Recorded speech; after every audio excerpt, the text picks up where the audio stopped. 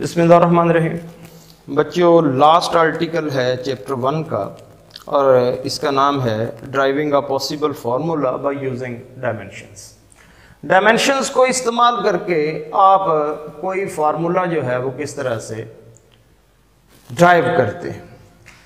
हमारे पास यहाँ पे एग्जांपल जो है वो सिर्फ एक फार्मूला है, that is the time period of simple pendulum. कि सिंपल पेंडुलम का जो टाइम पीरियड है आप किस तरह से फाइंड करते हैं, उसको आपने डायमेंशन की मदद से जो है वो फार्मूला जो है वो आप ड्राइव करना है। वैसे तो सिंपल पेंडुलम जो है उसको हमने डिटेल में पढ़ा हुआ है।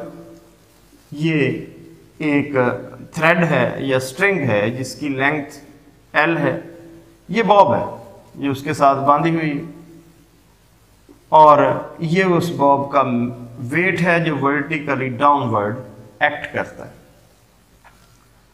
ये एंगल है जो कि मीन पोजीशन और एक्सट्रीम पोजीशन के दरमियान बनता है, थीटा। तो इसका टाइम पीरियड जो मैट्रिक में हमने फर्स्ट चैप्टर में पढ़ा था वो था कि t is equal to 2 L/G √। अब यहाँ पे हमारा वास्ता जो है वो डायमेंशन से है, तो डायमेंशंस लिखते हुए हम कांस्टेंट्स और नंबर जो हैं वो इग्नोर कर देते हैं, तो इसको हम इग्नोर करेंगे। तो टाइम पीरियड जो पेंडुलम का है वो आ जाएगा कांस्टेंट L/G √, या फिर मजीद इसको ऐसे लिखा जा सकता है, कांस्टेंट को आप खत्म करें तो L/G √, साइन ऑफ प्रोपोर्शनैलिटी आ जाएगा। तो ये वाला रिलेशन जो है वो अब हमने ड्राइव करना है बाय यूजिंग डायमेंशंस, डायमेंशंस को इस्तेमाल करते हुए। यहाँ पे अब हम देख सकते हैं कि टाइम पीरियड जो पेंडुलम का है वो कितनी चीजों पे डिपेंड करता है। वो मैस पे डिपेंड करता है, लेंथ पे डिपेंड करता है, एंगल पे डिपेंड करता है और ग्रेविटी पे डिपेंड करता है। 4 चीजों पे टाइम पीरियड पेंडुलम का डिपेंड कर रहा है। किस किस पे टाइम पीरियड डिपेंड कर रहा है? मैस पे, लेंथ पे, एंगल पे और किस पे? ग्रेविटी पे। मैस पे कितना डिपेंड कर रहा है मुझे नहीं पता, मैं कह देता हूं let's it depends A। Length पे कितना डिपेंड करता है? B। एंगल पे C और ग्रेविटी एक्सेलरेशन पे कितना डिपेंड करता है? D। प्रोपोर्शनैलिटी साइन को आप खत्म करें तो यहां पे कांस्टेंट आ जाएगा, तो ये आ जाएगा MA LB θC और GD। ये आपकी इक्वेशन आती है फर्स्ट।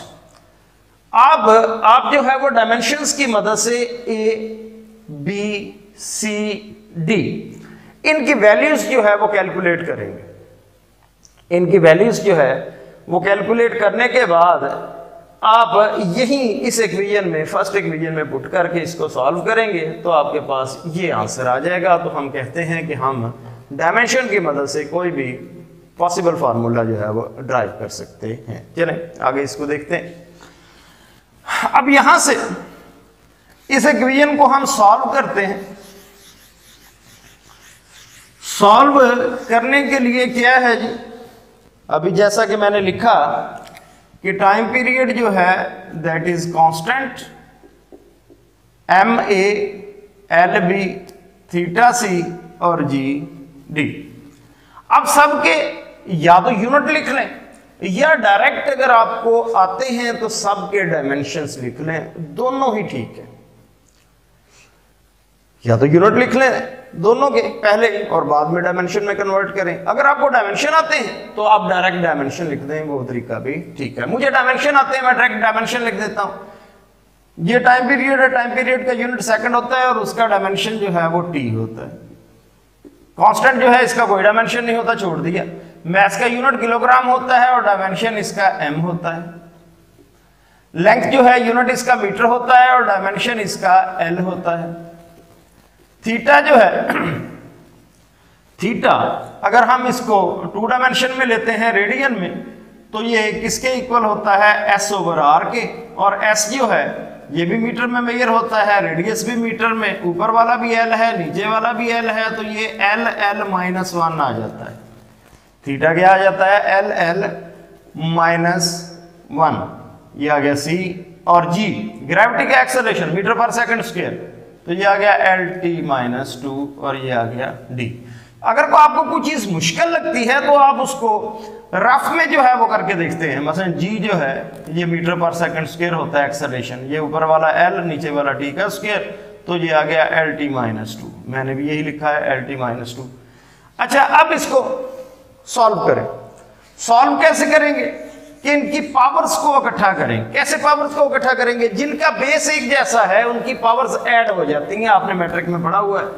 ये टी, ये आ गया m, इसकी पावर है a, ये l l l l 4 l है, तो l आ जाएगा और पावर्स ऐड हो जाएंगी। ये पावर है b, ये कितनी है c, ये कितनी आ गई माइनस c, और ये कितनी आ गई d, और आगे आ गया टाइम, टाइम की पावर -2 और d -2d। तो हमने क्या किया, जो बेस एक जैसे थे उनकी पावर्स को ऐड कर दिया। अब comparing powers on both sides, comparing powers on both sides, दोनों तरफ जो है वो पावर्स को आप कंपेयर करें। इस तरफ टाइम की पावर 1 है और इस तरफ टाइम की पावर -2d है, तो 1 किसके इक्वल आ गया -2d के, तो d यहां से किसके इक्वल आ गया जी, इसके बटे में आ जाएगा -1/2, तो d की वैल्यू हमारे पास आ गई। उसके बाद हम क्या करते हैं, मैथ्स को करते हैं कंपेयर। मैथ्स की पावर इस तरफ कितनी है a, और इस तरफ मैथ्स है ही नहीं 0, तो a की पावर 0 आ गई। आगे चलें, आगे है जी l की पावर है b + c - c + d, और l इस तरफ नहीं है 0 आ गया। c से c कैंसिल हो गया, तो c भी क्या हो गया 0, तो बाकी बच गया b + d। d की वैल्यू आपके पास है -1/2, तो b आ गया 1/2, तो b आ गया 1/2, c 0, a 0, और d क्या आ गया -1/2। किस में पुट करना था, इसमें पुट करनी है फाइनल वैल्यू, तो put in equation 1, put in equation 1, इस इक्वेशन में पुट करते हैं हम। वैल्यूज जो है वो याद रखिएगा,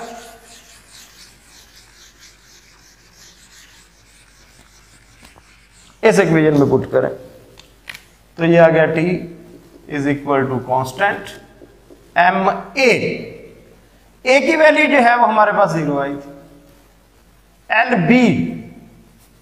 b की वैल्यू आई है 1/2, थीटा c की वैल्यू 0, g d की वैल्यू आई है -1/2, तो t = कांस्टेंट समथिंग पावर 0 = 1, तो ये 1 हो गया, तो ये बच गया l 1/2, ये भी 1 हो गया, और ये बच गया g -1/2। नेक्स्ट स्टेप में इसको नीचे ले आए, तो ये आ जाएगा l/g, पावर दोनों की सेम हो जाएगी 1/2, और ये आ गया कांस्टेंट, और ये आ गया l/g√, तो यही हमने प्रूव करना था। तो डायमेंशन की मदद से आप कोई भी पॉसिबल फार्मूला जो है वो उसको ड्राइव कर सकते हैं। अच्छा, नेक्स्ट जो है एक इसी से मिलते जुलते 2 क्वेश्चंस जो हैं उसने एक्सरसाइज में दिए हुए न्यूमेरिकल के तौर पे। एक जो है वो 1.10 है, ये न्यूमेरिकल है कि suppose we are told that acceleration of the particle moving in a circle of radius r with uniform speed v is proportional to some power of r, rn and some power of v, vm, determine the power of r and v। बहुत ही आसान है, इसी तरीका से ही हमने find करना है, बिल्कुल इसी तरीके से ही फाइंड करते हैं। देखते हैं कि वो क्या कहता है। वो कहता है कि सर्कल में जब कोई भी बॉडी मूव करता है तो उसका एक्सेलरेशन 2 चीजों पे डिपेंड करता है, एक रेडियस पे और एक वेलोसिटी। कि एक्सेलरेशन जब कोई बॉडी सर्कल में मूव करता है तो उसका एक्सेलरेशन जो सेंट्रीपिटल एक्सेलरेशन होता है, सेंटर की तरफ होता है, वो 2 चीजों पे डिपेंड करता है। तो एक्सेलरेशन 2 चीजों पे डिपेंड करता है, आर पे और वी पे। आर वो कहता है कि आप आर ले लें आर एन, और वी को ले लें वी एम। आर को ले लें आर एन, और वी को क्या ले लें वी एम। तो अब क्या कहता है, कहता है find the power of R and V. R और वी की पावर फाइंड करें। आर की पावर एन है और वी की पावर क्या है एम, यानी कि आपने एन की वैल्यू फाइंड करनी है और एम की वैल्यू फाइंड करनी है। बाय यूजिंग डायमेंशन, डायमेंशंस को इस्तेमाल करके। क्या तरीका है, सबसे पहले प्रोपोर्शनैलिटी साइन खत्म करेंगे तो कांस्टेंट आ जाएगी, ये आ गया Rn और Vm। नेक्स्ट स्टेप में अब सबके डायमेंशन लिखें। ये एक्सेलरेशन है, एक्सेलरेशन का यूनिट होता है मीटर पर सेकंड स्क्वायर और डायमेंशन है LT-2। कांस्टेंट का कोई डायमेंशन नहीं होता है, इसका मीटर है, लेंथ होता है ये, इसका मीटर पर सेकंड है, तो ये आ गया LT-1। अब अलहदा अलहदा कर दें बेस, ये बेस L अलहदा, इसकी पावर 1 आ गई, T बेस अलहदा, इसकी पावर -2 आ गई। यहाँ पे L और L इनकी पावर ऐड हो जाएंगी, n+m, और ये T है, इसकी पावर है -1 और m-m। कंपेयरिंग पावर्स, दोनों तरफ पावर्स को कंपेयर करें। इस तरफ L की पावर है n+m और इस तरफ L की पावर है 1, और इस तरफ T की पावर है -m और इस तरफ है -2, माइनस से माइनस कैंसिल, तो m आ गया 2, m की वैल्यू 2 इधर पुट करें तो n आ गया यहां से 1 - 2 यानी कि -1, तो 2 पावर आ गई, n आ गया -1 और m आ गया कितना 2। यही 2 वैल्यू आपने फाइंड करनी थी बाय यूजिंग डायमेंशंस। इसी तरह का एक क्वेश्चन जो है वो क्वेश्चन 1.8 है कि स्पीड ऑफ साउंड जो है वो किसी भी मीडियम में किस पे डिपेंड करती है। तो ये जिस दिन न्यूमेरिकल करेंगे तो उस दिन इंशाल्लाह आपको करवा देंगे। Thank you very much.